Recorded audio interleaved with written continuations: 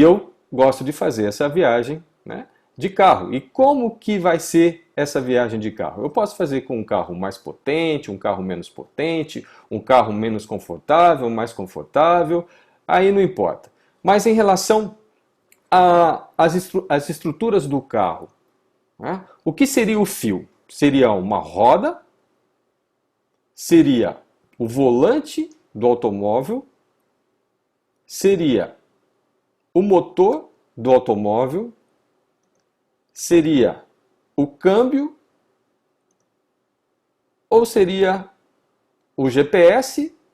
Ou até, vamos colocar aqui, ou seria os airbags? E aí? O que vocês acham? Qual a parte do automóvel, do nosso carro, roda, volante, motor, câmbio ou airbags, que representa analogicamente a ação dos fios num tratamento ortodôntico? Diz para mim.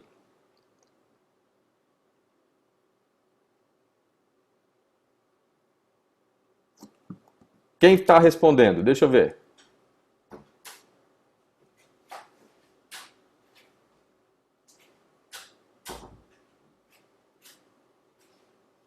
Tem gente que respondeu volante. Tem gente que está dizendo que a transmissão está cortando. Se vocês estão sem áudio, clica no botãozinho inferior que está ali do lado direito, do lado esquerdo de vocês. E ativem o áudio, fazendo um favor. Se tiver tudo bem, faz assim. Como é que tá aí? Tá bem ou tá mal?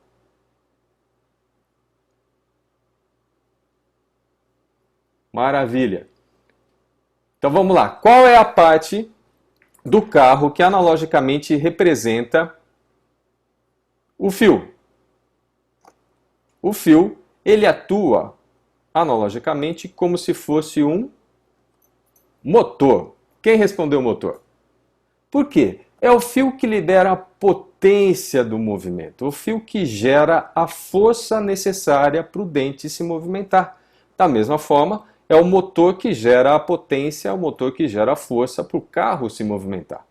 Então toda essa viagem vai ser feita às custas do motor que você tem no seu automóvel, ou seja, do fio que você tem para realizar o seu tratamento ortodôntico. Então essa é a analogia, tá? Então fio ortodôntico equivale ao motor do automóvel. Outras partes do tratamento ortodôntico representam outras partes do carro aqui, mas aí a gente deixa para uma outra oportunidade para a gente comentar. Tá bem? Então vamos lá. Qual que é a ideia então da ação dos fios? O fio tem qual é a função desse fio? Para que ele serve?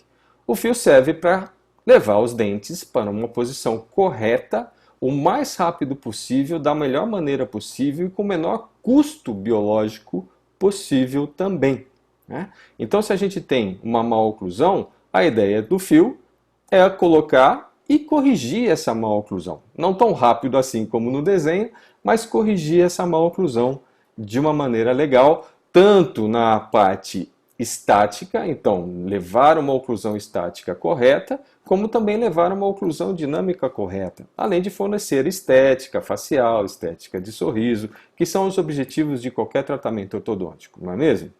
Então, essa é a ideia da utilização dos fios. Agora, contar uma parte bacana, né, dos fios. A evolução dos fios ortodônticos. Evolução do fio ortodôntico é uma coisa muito interessante. Por quê? Bom, eu não vivi no começo, mas eu trabalhei muito só com um tipo de fio. E aí não tem dúvida, se você só tem um, não tem o que escolher. Você vai trabalhar com esse mesmo. Agora, quando eu tenho dois tipos de fios, ou seja, duas ligas de fios diferentes, aí eu já começo a ter dúvida. Qual é o melhor? E aí, qual é o melhor? Essa é uma pergunta, né? Vocês sabem, existem vários tipos de ligas de fios ortodônticos. Qual é o melhor? A resposta é sempre depende. Depende do quê? Depende da fase que eu estou trabalhando. Então, eu tenho também uma relação muito íntima em escolher o fio certo para uma determinada fase de tratamento. A gente vai falar disso daqui a pouquinho, tá bem? Mas vamos só ver um pouquinho dessa evolução dos fios. Então, a gente começa lá no passado, e o passado para a gente em relação a fios é 1929, tá? Antes de 1929, a gente tinha ouro. Né? Ouro, já pensou fazer tratamento ortodôntico com fios de ouro? Maravilha, né? Bom, depois da Primeira Guerra Mundial, houve um problema muito sério na economia mundial e o ouro começou a ficar cada vez mais caro. E aí começaram a surgir alternativas. Então, sempre quando a gente tem problemas, como a gente está vivenciando os dias de hoje, a gente tem que criar alternativas, soluções para que a gente possa levar a vida da melhor maneira possível. Na ortodontia, em relação aos fios, aconteceu essa alteração de ouro antes de 1929 e a partir de 1929 chegou o aço inoxidável para a gente. Maravilha, né? Então agora a gente vai trabalhar com fios de aço. Só que o fio de aço é um fio muito duro. Se ele for bem fininho, ele fica flexível. Mas se ele tiver uma espessura um pouquinho maior, ele já é um fio duro. Né? Mas era o único fio que a gente tinha para trabalhar. Até... Né? Então, como que fazia ortodontia naquela época?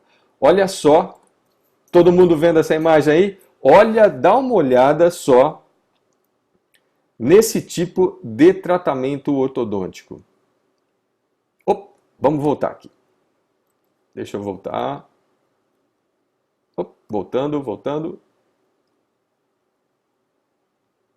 Passou. Aqui. Imagine vocês, nós tendo que colocar bandas em todos os dentes.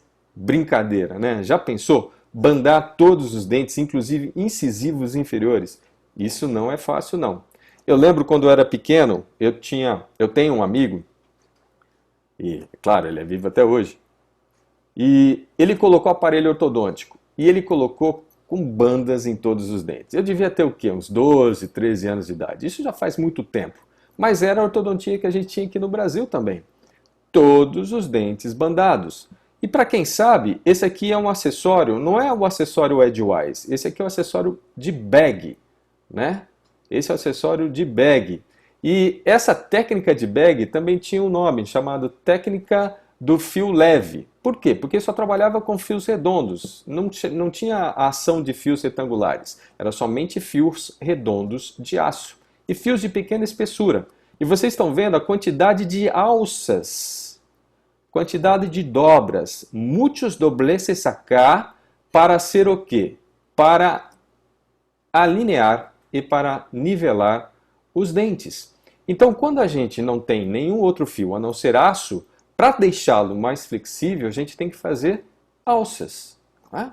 Terrível! Fazer alça é uma coisa de outro mundo. Perde-se muito tempo, é isso que eu quero dizer. Né? Perde-se muito tempo de cadeira. Ou então fazer alguma coisa desse tipo assim, né? Iniciar um tratamento ortodôntico dessa maneira, eu acho muito complicado, eu tenho muita dificuldade. Eu prefiro trabalhar de uma maneira mais simples, de uma maneira mais tranquila, de uma maneira mais limpa.